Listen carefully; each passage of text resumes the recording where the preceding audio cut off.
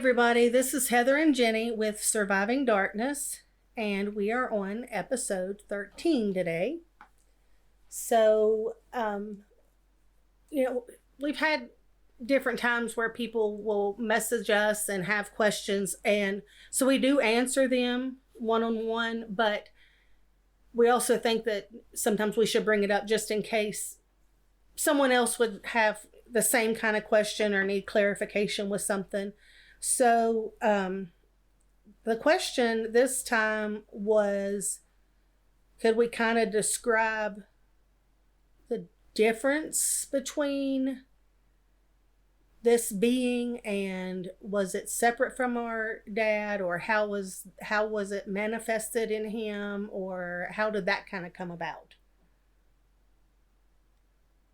Well, it started after we messed with the Ouija board. Like, there was something in that house, and our dad had the bright idea that we would, like, talk to whatever the ghost was in the house through the Ouija board. Yeah, that's what I was going to say, is it was more like a ghostly presence then.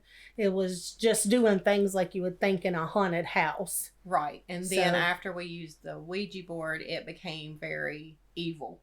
Okay, yes. It was an evil presence. And I never really saw it. I saw the red glowing eyes, like in the dark, but I never saw, like, the demonic presence in its form. Yes. I mean, Dad would explain it to us and tell us, like, that we would just go in shock and lose our mind and everything if we actually saw it. So that was another scare tactic. Right. You got to do what it said, because if it shows you what it looks like, you know, your mind just can't. You can't take it. Your mind will just shut down. And the way that he would describe it to me, I don't know how he would describe it to you, was more like a, kind of like you'd see in a movie, like a demonic figure in a movie. Yeah, demonic figure in a movie, more like... I pictured sort of like...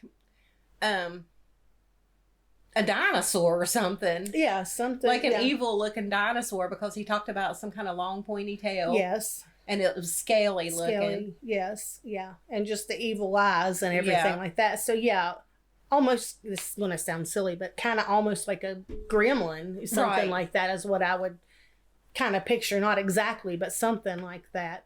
But what I saw was nothing like that. What I saw... just the figure with the cloak, I don't even remember seeing like a head attached. I'm sure there was. It was just the back of the cloak was up, and I don't remember seeing like the back of the head or anything. And even as it went across the floor, it wasn't like I saw feet. It was just this black cloak that was just moving across the floor from the living room into the kitchen. And then, so, you know, it would talk through Dad, or sometimes like come through our recorded tapes and things like that too, because everybody recorded, you know, off the radio. Right. You know, because that was the big thing. You recorded your songs off the radio on a tape.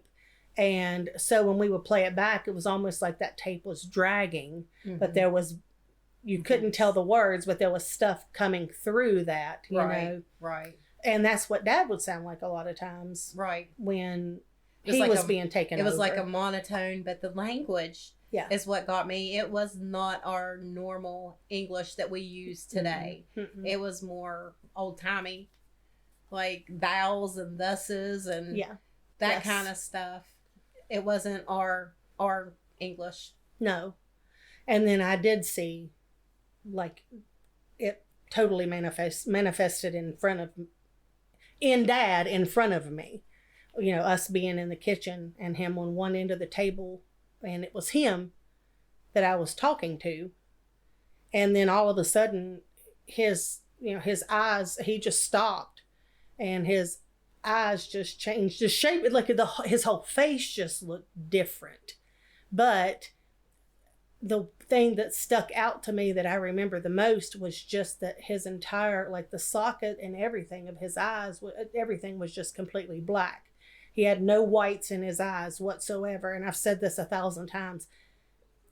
It's not like he left the room, went and did something, and came back in. It happened, it happened just in a blink of an eye in front of me, So, yeah, there were times that we definitely knew that it was not him.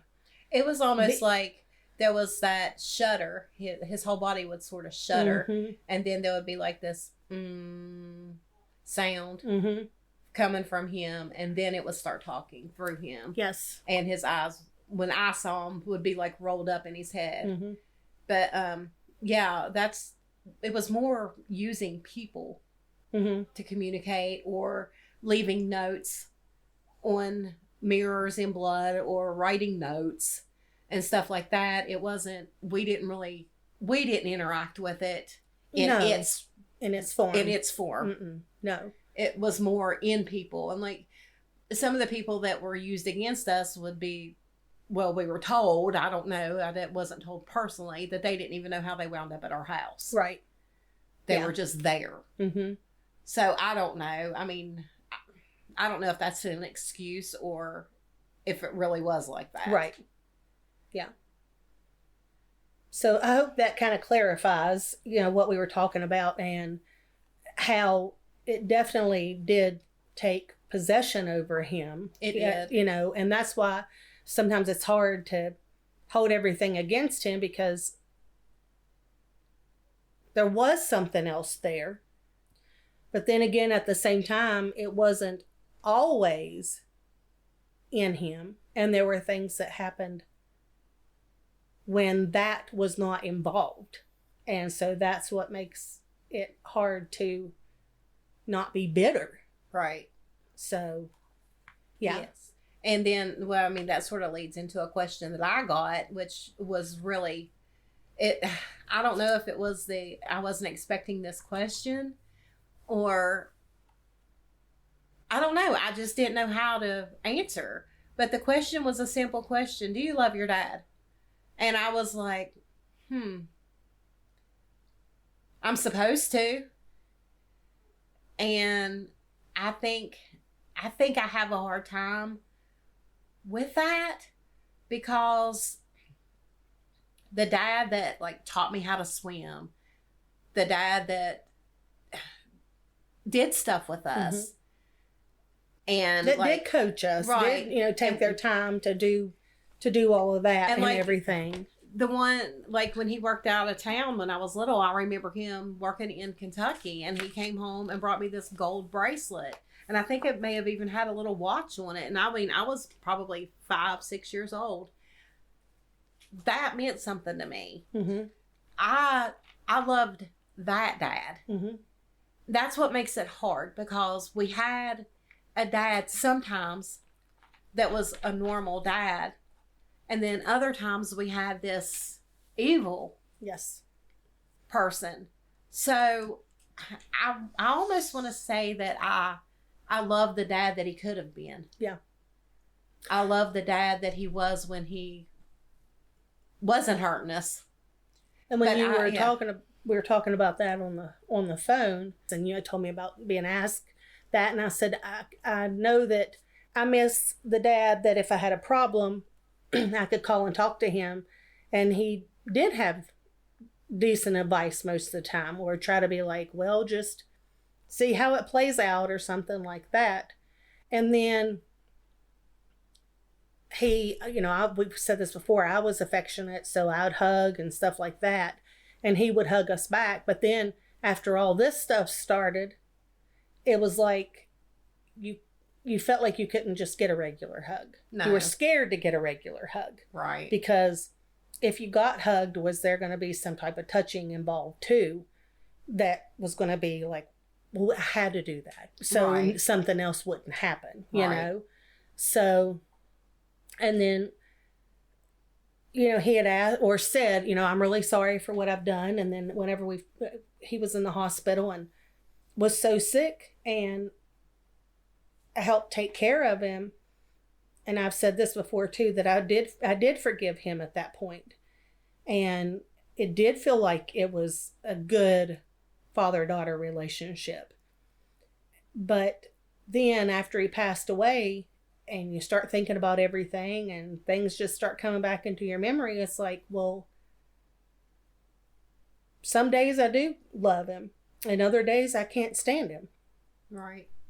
And some days you miss the person who would cut up and just had the corniest jokes ever. Yeah. And then it's like, but does the good outweigh the bad? Right.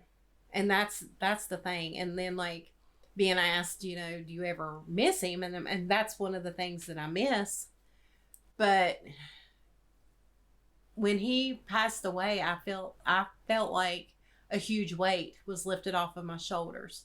I mean, it wasn't that I was happy that he was gone. I was relieved. Right. Because I didn't have to stress and worry about any other young girl being bothered. I mean, we had nieces and stuff. Yes. Didn't have to worry about them. So it was almost like I no longer had to battle that battle because that was over with. And I know you and I have talked about this too, since I have a little one now. We've even talked about it. I said his thing wasn't with males, but you still had sons who would go and stay. And of course, he passed away long before mine came along. But you still worried, but at the same time, I was glad that he wasn't here to where I didn't, you know, if he wants to go stay with mom, that's okay. Right. Because there's no one there that could possibly do something to him. And because of all the stuff that we went through, we were like overly protective of other girls around. Like when we coached softball and we had like a swim party, slumber party. And he was not to go out to the pool where the girls were. I mean, we put a stop to that real quick. No, you don't need to go out there. There's no reason for you to be out there around those young girls in their bathing suits. Yep. And it could have been perfectly innocent, him hanging out with them. But because of the things that we went through, it was an automatic no. Because that's what I said to him. I was like, come in here because I need help in here. He's like, well, I was just going to stay out there and watch. Watch him. And I was like, no, you're not. No. Right. Because no, you weren't. Right. And like you said, it was it could have been perfectly innocent, but we don't know. And then like I was talking to you earlier, like when he was at the nursing home and he would, you were like, well, he was tired. So I would walk in and one particular time it just, I don't know, it just sat with me so wrong. I walked in the room and you were giving him a bath. And I was like, what are you doing? Giving him a bath. And I was like, why? His arms work. He can wash his own body. And I don't know if it was because of the things that we had gone through or the therapy part of me that was like, let him do what he can for himself. And if he can't reach other places or his feet or his legs or whatever, then you can help him. But other than that, let him do what he can because it is therapy. It is keeping the muscles going by doing your own bathing and grooming and stuff like that. But at the same time, it was like, in my mind, that was just sick that he would have his daughter giving him a bath. And I felt Which I didn't touch anywhere. Right. You know what I mean? Like it wasn't anything like that. Mom would, or either the nurses would come in. I would do like his back and his hair and stuff like that. But his response was, go on.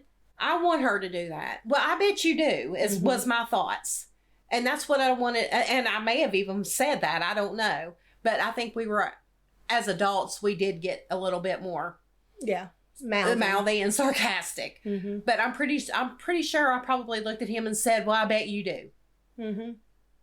And I hadn't even thought anything about it. You know, because I had just been taking care of him and everything while he was at the hospital and, you know, things like that. But when you brought it up to me today, when we were talking about it, I was like, yeah, I never even thought about that, and it very well could have been his way of controlling, Yeah. So there was always in the back of your mind that the person that he was with us was still there. Mm-hmm. Even though nothing had happened for years. And I guess maybe walking in and seeing that, I was like, he's still that. It didn't go away. He didn't change. This is still him. Mm-hmm. So it just, I don't know. It very well could have been an innocent thing. It could have been him being tired. And I don't know. But in my mind, it just automatically triggered everything that had happened. And I was like, no, this is, no. Right. No. Do it yourself. Yeah. And I totally get that. I didn't think about that at the time, but I see exactly now what you're saying. Because things would be manipulated like that when we were going through everything. Right. So yeah, I get it. And just the look he gave me, like, you need to mind your own business. Yeah. No, I don't need to mind my own business. I minded my own business for years, and I was lied to and didn't protect anybody like I thought I was protecting people. And if I would have not minded my own business then, I probably would have talked to you and possibly found out years ago. Yeah. And then we wouldn't have been fighting alone. Mm-hmm. Our own individual battles. Right. We could have joined together and maybe given each other some support. But including Mom. Right. Mm-hmm. But the thing is if I was minding my own business, then he would continue to be able to do the things that he was doing all along. Mm-hmm. And speaking of the nursing home, you brought up to me about the little old lady that came into his room. Right. And I did not remember that, but you did, so you'll have to tell that what happened. Well, we were all sitting on the edge of his bed, and she came wheeling in that wheelchair, and she had dementia or something. And she looked at him and she cussed him up one side and down the other and told him he was a dirty old man to get away from those young girls. And at the time we thought it was sort of funny, and we were like, well, that's our dad. And she was like, no, it's not. Get away from them girls. And then, I mean, I don't know where it came from, but I was thinking, like, last night I was like, wait, in her demented state, did she see what people couldn't see in their complete capacity? Mm-hmm. I was like, and sometimes they can, you know. She saw this dirty old man with these young girls, and people that have nothing wrong at all couldn't see, that anything was amiss or that things just were not right. Yeah. So it's very possible that she did. She recognized it. Mm-hmm. She recognized evil still, you know. So yeah, she recognized what no one else could recognize. Mm-hmm. Yes, and that's highly possible. Right, and I mean, I just didn't think anything of it at the time, but she cussed him so good. And they didn't talk about her, like she would come in the rooms and make her way in the rooms, and you know, like normally just kind of be like, you know what I mean? Yeah. Like couldn't understand a lot of what she was saying, and she would try, you know, and sometimes you could tell she was being hateful and this and that, but you couldn't always understand what she was saying. And that time you could really understand every word she was saying. Yeah.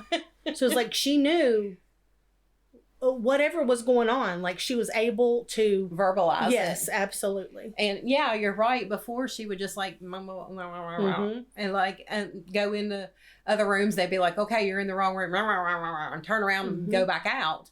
But that day she stopped right there, and she had that little finger wagging at him, and she was telling him just what she thought about him. So I don't know. And you know, we had even talked about when he was in the hospital and he did code and, you know, was gone, and then they brought him back, and 2 different times he had said, you know, that he had seen what he thought was heaven, because he even said the voices, like the angels singing, he said, I've never heard singing like that. And I picked with him because, you know, I sing, but I was like, well, gee, thanks, but I'm sure that mine is no comparison to an angel. I was just joking, you know, But, and then him talking about the boat, that he was trying to get on this boat because it was on this beautiful river, and was told, no, right now is not your time to get on this boat. And so I feel like at that time that he had changed his life and was doing better, and he had been trying, going to church and doing things better. But the day that they called and said he'd had the stroke, and we didn't know if he was going to make it or not, there was this just I felt extreme tension in the room. That's what I felt. And it was like weird atmosphere. And it wasn't just a depressive atmosphere, because he may not make it. It wasn't that. It was something a lot stronger than that.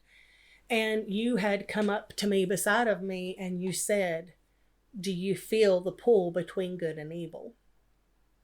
And I was like, I didn't know what that feeling was, but you were like, you can almost feel up here at his head, like the lightness, and at his feet.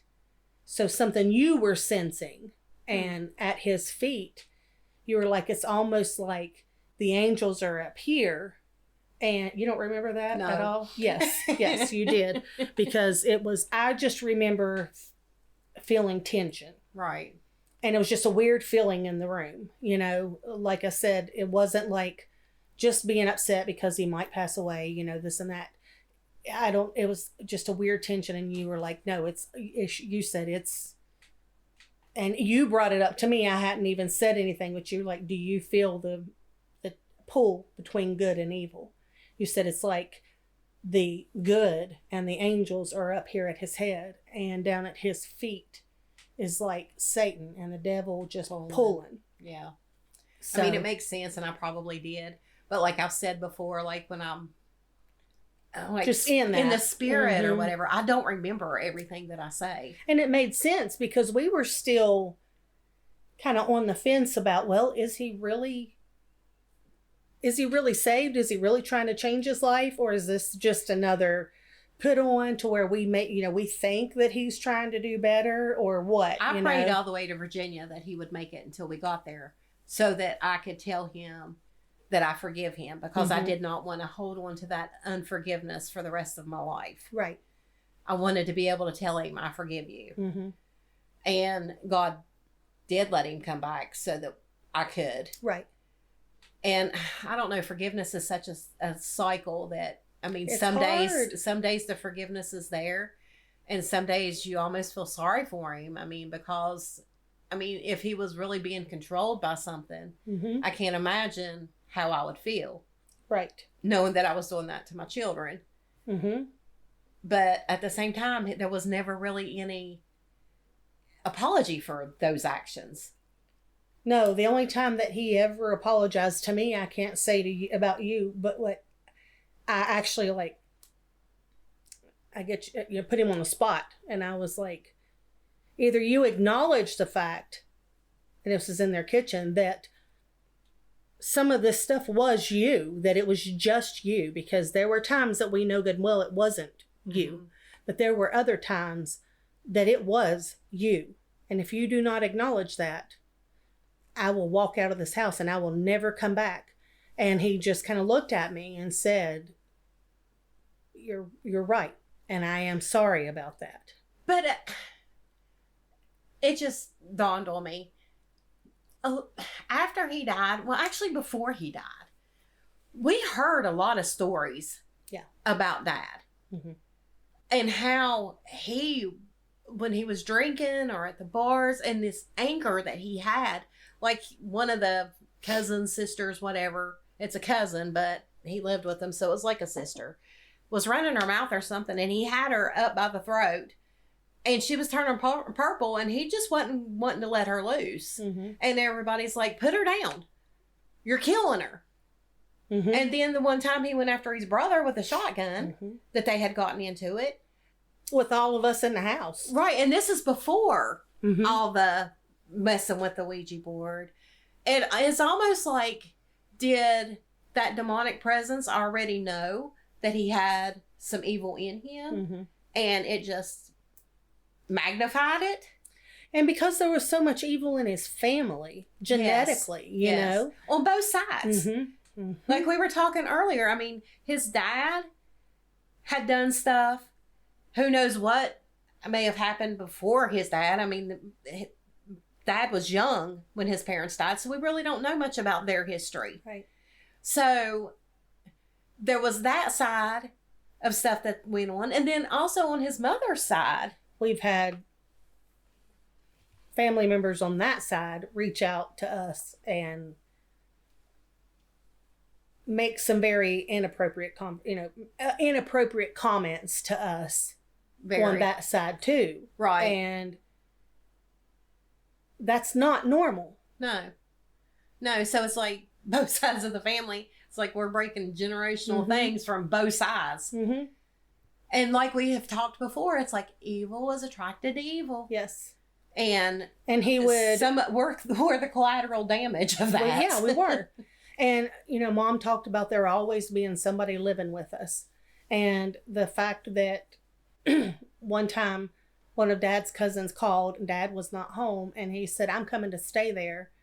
Your dad's, your husband's already said it's okay for me to come and stay. And she's like, no, you're not. I don't know anything about you. You're not coming here. And he was like, well, he's already said I can. And she was like, I don't care. You're not coming here. And so when he did show up, Dad had been at work when he had called, and then he showed up and Dad was there. But he was so drunk that the person that brought him was really embarrassed because he was like almost passing out drunk. And so that makes you wonder, like, was he one of these that was kind of made to call and say, I'm coming to your house? Right. We don't, because things like that would have happened, Yeah. But I think that was long before we were little then. Really? I didn't know when I'm pretty happened. sure it was when, like, before we even moved to that 2-story house where the one decided. I think we were little, below 10. But it was always weird people. Like, sometimes we had family members, that lived with us that we absolutely loved, and were there with us for a while. But a lot of times we had several people there that we just didn't like the vibe, it was just weird. Yeah. And then, like we've said, several of his friends were just very, very strange and, were sick-minded also. And then his own cousin that, he had, that they were first cousins, he was mentally messed up. Right. He wound up shooting one wife and stabbing another. And then he wound up, I don't know if he actually committed suicide or was suicided. Yeah. But he tortured our brother. Yes. Because he ended up being the stepdad to our brother. And he would lock him under the house for hours and hours and hours. And I remember our brother telling me that he said I would be under there with the rats and everything else. And he said it didn't matter to him. And when he shot his wife at the time, their daughter was home. Right. So, I mean, he had no... Well, he had thought that he killed her. He had thought he killed the other wife, girlfriend, whatever, because she was trying to leave him too. Mm-hmm. And I don't know if he wound up killing himself or not, but he was crazy. But Dad even talks about how he would kill animals and do stuff like that when they were kids. And this is his first cousin. Right. I mean, so... That moved in on his wife. Yeah, yes. And, I mean, so... Yeah.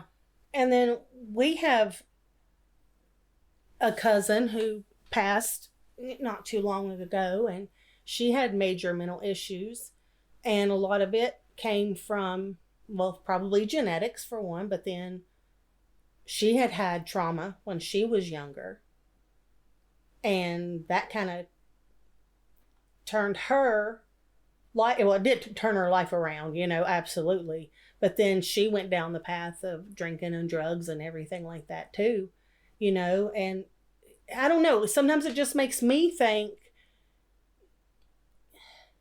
is there something that has been around this family, kind of like a dark cloud, or like a demonic, like a demonic force around this whole family that causes this stuff to happen? Right. I mean, and she was raped, and so, and everything is either covered up or they try to justify it. Yeah, that's just normal behavior with kids. Yeah, and it's not normal. It's not normal behavior. Like, I mean, we've had cousins that have messed with cousins. Yes. Even as adults, they've had sex with each other. And it's like, no, that's not okay. It's not okay. I don't care. I don't know. I just have a hard time with that. Because like you say, it's almost like, well, it happens. Right. So it is what it is. And let's just move on. And then, like, I was thinking earlier, I hate this stigma that is put on the victim and the pressure put on a victim. It is, you're going to ruin this family. You're going to ruin our reputation. You're going to hurt this person. But it's nothing about the person who got hurt. Yeah. And that really, it burns me up. It needs to change. Instead, that person didn't hurt that other person by going and trying to get help. That other person is the one in the wrong. If they get hurt, that's on them. I'm like, it just takes one time to totally destroy someone. Yeah. To take away all their happiness, their self-worth, trust, all of that. Just one instant, and that person that they knew before is gone. Now, if this person went and murdered someone, would they justify that?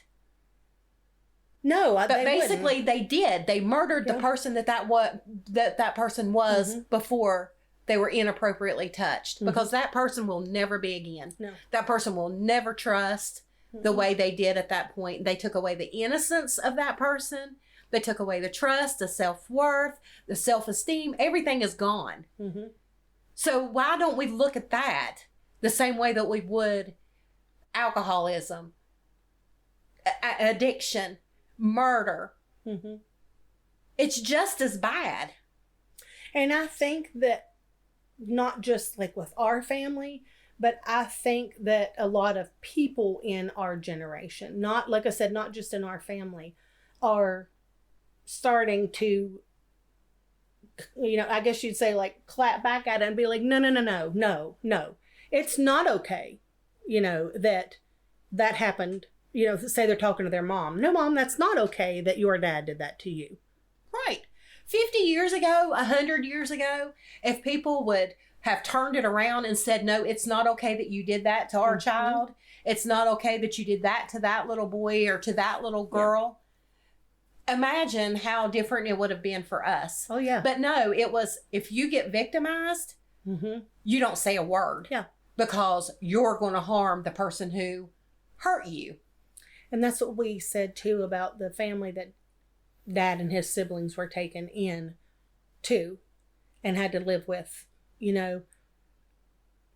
She was crazy and she was evil. The, I guess, matriarch of that family, if you want to say it some way. And so there again, they were moved into an evil situation. And I use that a lot to justify his actions. Yeah. I felt bad for him because of what he went through, that he didn't know any better. But when you get to be an adult, you should know better. And I do feel bad for the things that they went through. However, his brother never did anything like that to his kids. And he was in the same situation and was made to do stuff with his aunt that no teenager should ever have to do with his aunt. Right. And I would never ask one of your kids to come in and wash my back in the bathtub. Never. Right. Period. It's just sick. Right. I love them, and no, there's no way, and so he had things like that done to him, but he never did that to anyone, none of his kids. Right. Because every single one of them have said, we were never done like that at all. Right. So, and that's what we've said too about like anybody that does that. If that was done to you, you don't want someone else to feel that way. No. And if you continue that cycle, then shame on you, because you know what you feel.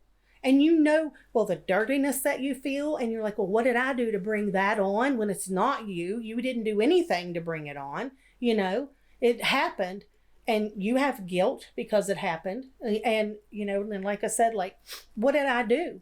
Or, what should I do? Well, I probably shouldn't say anything to anybody, And then when you do say something to somebody, it's, well, you can't say nothing because they'll go to prison. Or you can't say nothing because what will people think about them? Mm-hmm. What did they think about us? Right. They didn't think about the damage they were doing. Mm-hmm. So I don't understand why it has to be on the person victim that was victimized, that they have to worry about the reputation of the person who hurt them. Yep. And that is something that I think you and I have realized finally after the past, 6-7 years? Yours may be longer than that. That just comes again from having to explain things or whatever, but, and not talking bad about Mom, because she's still just now starting to talk about things, but there for a long time, it was like, well, what would people think about your dad when this comes out, or what will people think about me being, there, and it's like, no one's going to think anything about you. You weren't the one that did anything, Because we carried the shame and the blame. Yeah. For years. Until we finally realized it's not our guilt. It's not our shame to carry. Mm-hmm. And people still, they carry that shame and everything else. And that's why they don't say anything to anyone. Yeah. And this kind of goes to another point that we were going to make. When I know that there is somebody that, like, I run into the store, or something like that, and say they were one of the girls that Dad coached in softball, or someone that he was really good, knew really well, or something like that, and they talk about such, how he was and how such of a good man and everything like that, and he was to other people. But if, so you kind of mentally get prepared to just say, yeah, you're right, or yeah, I know what you're saying, or something like that. Not, well, not to us, we may say, well, things are a little bit different at home, something, not going in detail. And I do that a lot. I'm like, yeah, I know that you think very, very highly of him. And some days I'm like, yeah, I miss him too, and that's just what we were talking about. Someday, yeah, I can say, yes, I do. I miss him too. And other times I'm like, yeah, I'm sure you do miss him, not being sarcastic, being serious, because I know that he cared about a lot of the girls and ladies that he worked with, coached, whatever. But you have to kind of prepare yourself for that situation, those conversations. And, this is not exactly that same thing, but with our brother, he committed suicide. I was at work one day and had triaged a patient and walked them back to their room, and I was getting ready to leave, and she said, "Wasn't Rich your brother?" I said, "Yeah." And she knew him very well, and she said, "I was so sorry to hear about that." And I just stopped because I didn't know her. Right. And you weren't prepared. I didn't know that she was going to ask those questions. Yes. And I almost just had a meltdown right there. Right. Because like we've talked, you know people that know them, and you know that there's a chance that that conversation is going to go to that place, and you can be prepared, even if it's just 30 seconds of preparation in your mind. But when you're caught off guard and someone's like, "Oh yeah, I knew your dad. He was such a good man," and everything. And it's like, yeah. Yeah, you know, sometimes you don't know what to say, you know? Half of the time I'm just like, mm-hmm. And I just either walk away or try not to engage. Yeah. Because I don't want to sit there and do a major bash or anything like that. And I don't want... And people are allowed to have their opinions of people, and it's not my place to change that for them.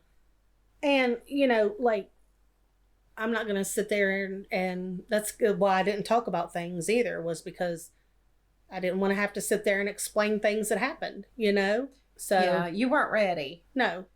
And I mean, there's times that I feel like I can talk about things and I want to talk about things, but then there's times that it's like I go into shutdown mode. Mm-hmm. Like that day that you asked me those questions, I was just like,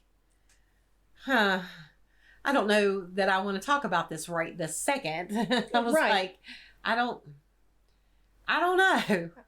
Because you weren't prepared. You didn't know what I was going to ask, you know? Right. And, well, that kind of goes to the other topic. I'm not sure if you want to, you know, we were talking about something that happened in your past when things were really, really bad. You know, after your second divorce, and something had happened, and you were taken advantage of. And so even in that moment, like, Satan knew that you were so beat down that was just another way to just keep you going. And the thing is, though, he did. But that was an eye-opener for me. Mm-hmm. And it led me to my husband now. Yeah. Because I was safe with my new husband. Right. Yes. I wasn't safe alone. And I'm not saying that that's the reason I got with him and that's the reason I married him. Right. But I knew that he cared about me. Mm-hmm. And I cared about him. Right. Yeah. Yes. But I knew that with him, I was safe. Right.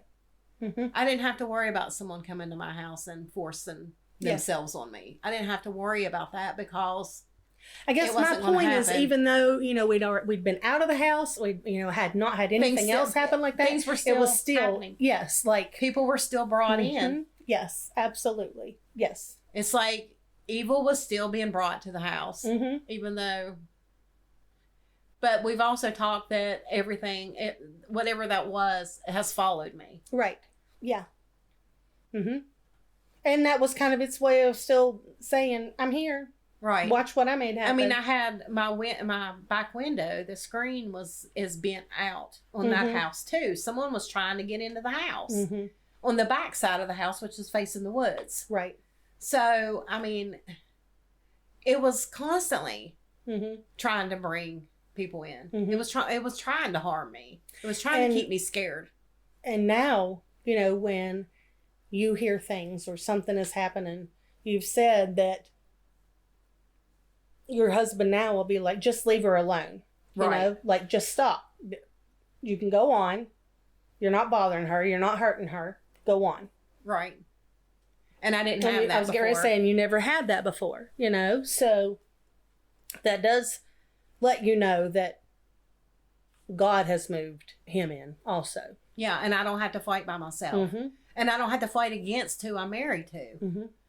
Because that's what it felt like. Yeah. I was fighting this demonic presence, but I was also fighting the husband, the one that didn't believe anything was going on, because it didn't let him see it. It fed off of that. Right. I'm gonna aggravate her, and I'm gonna aggravate her kids. But I'm not gonna show him anything for him to believe it, so that she looks crazy. And I'm gonna keep this tension going until I destroy it, because he hates families.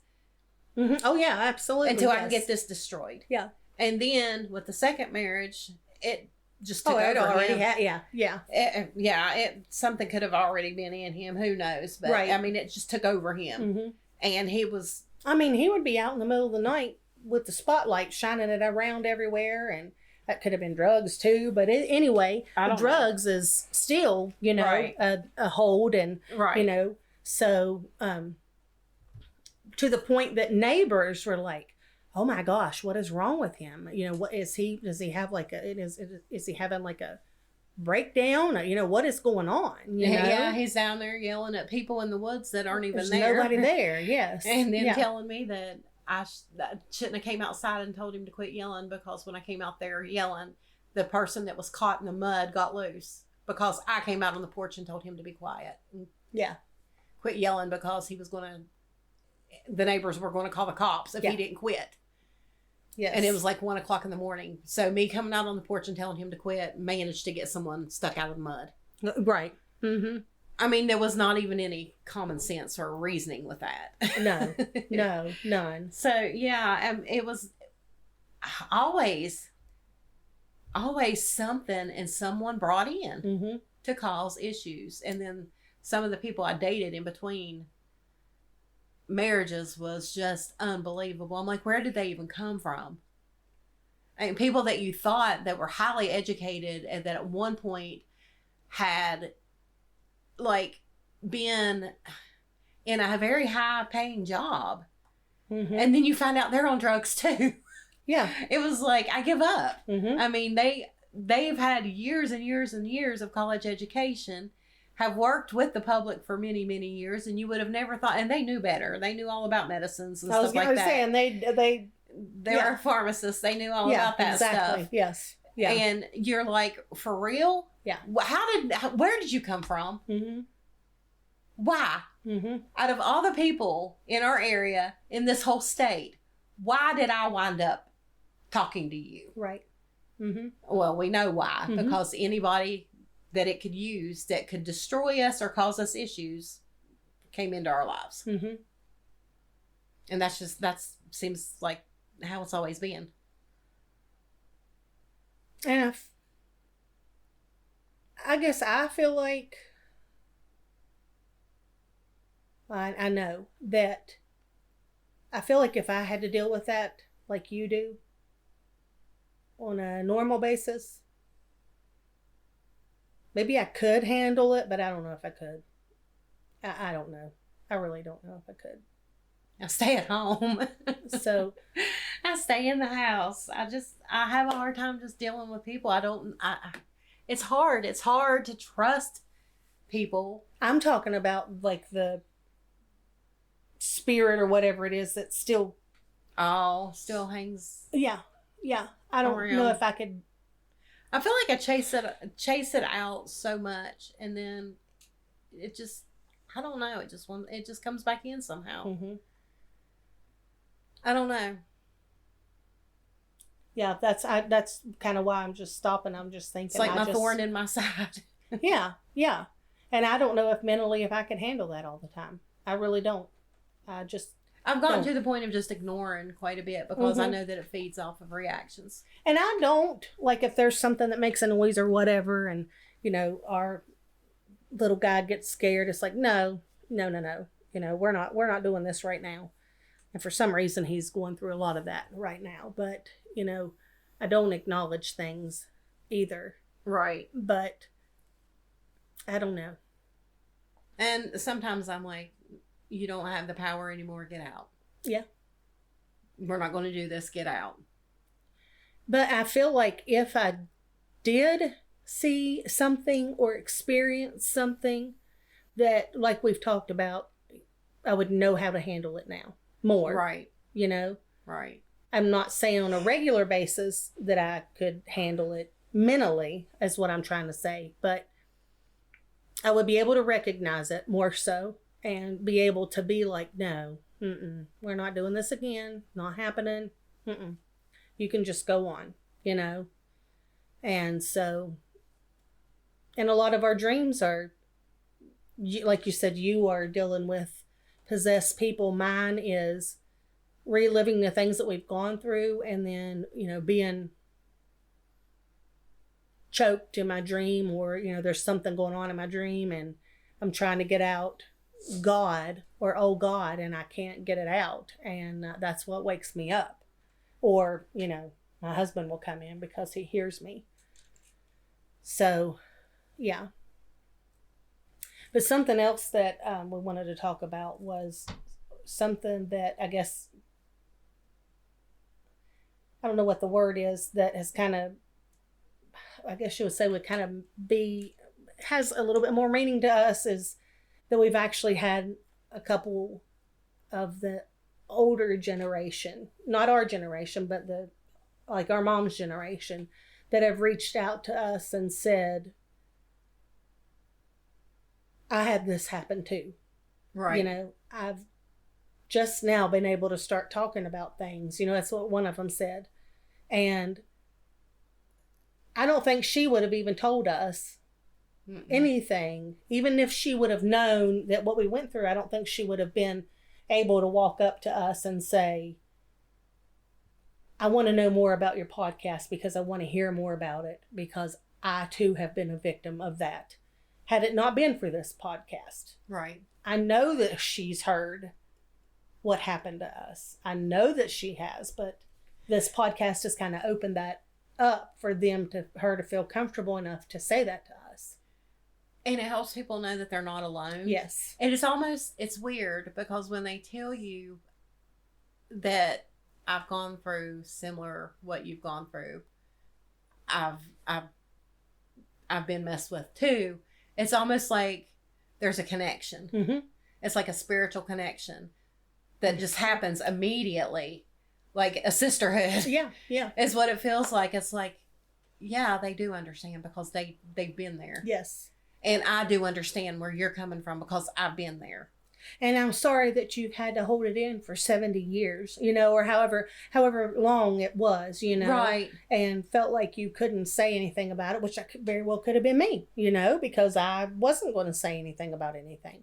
But I'm glad that at 70 years old, she was, felt comfortable enough to walk up to us and talk to us about that and say, I've been there too. Right. And listening to you all has helped me to know that it's okay to talk. Mm-hmm. Yes. Yes. And I mean, so many times I've questioned about doing this. I'm like, is this really what God wants? Mm-hmm. And then stuff like that happens. And I'm like, yeah, it is. Mm-hmm. Yeah, it is. This is exactly what we need to do.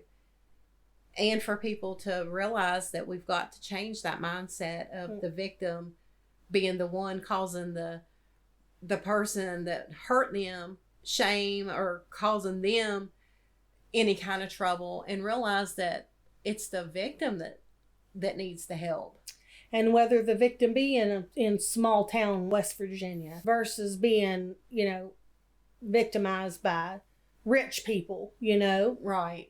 It doesn't matter, Right. I mean, it really doesn't matter. They're still a victim. It doesn't matter how much, I guess you'd say, if they got like a monetary settlement or whatever because of things, that's not going to change the damage that was done to them. No, it doesn't. It doesn't. So, they're still the same victim, working through the same things that we're working through. Right. Be it worse, be it not as bad, it doesn't matter. They've still gone through the same things that we have. Right. And it doesn't matter where they were or who was their predator. It's still the same thing. Right. So regardless of who you are, right. where you are, whatever. Right. And it's okay to be a victim. Yeah. And not feel guilty for turning in the person who did this to you. Yes. Yes. That's my thing. That's what makes me so angry is the whole turning it around on the person who's already hurt and crushed. Mm-hmm. Yes. We've got to change that mindset. Mm-hmm. And yeah, it might turn your family upside down. It might. But you know what? It will keep other people from going through the same thing for another 50 years. It's going to, it'll stop the generational stuff. Yes. If it would have been stopped 50, 100 years ago, we wouldn't have gone through what we've gone through. That's exactly right. If people didn't turn a blind eye and accuse and beat down the person that got victimized, then things may not have been that way for us. So we may have had normal relationships with our dad, and and had that daddy's little girl, that real relationship like that. Right. So. Yep. I guess we're good for this one. And as usual, if there's any questions, just reach out to us. And we'll share. I mean, people reaching out to us gives us an idea of the things that we may not have explained very well. Mm-hmm. And other people might have that exact same question and just don't want to ask. So you all have a good week, and we'll be back next week.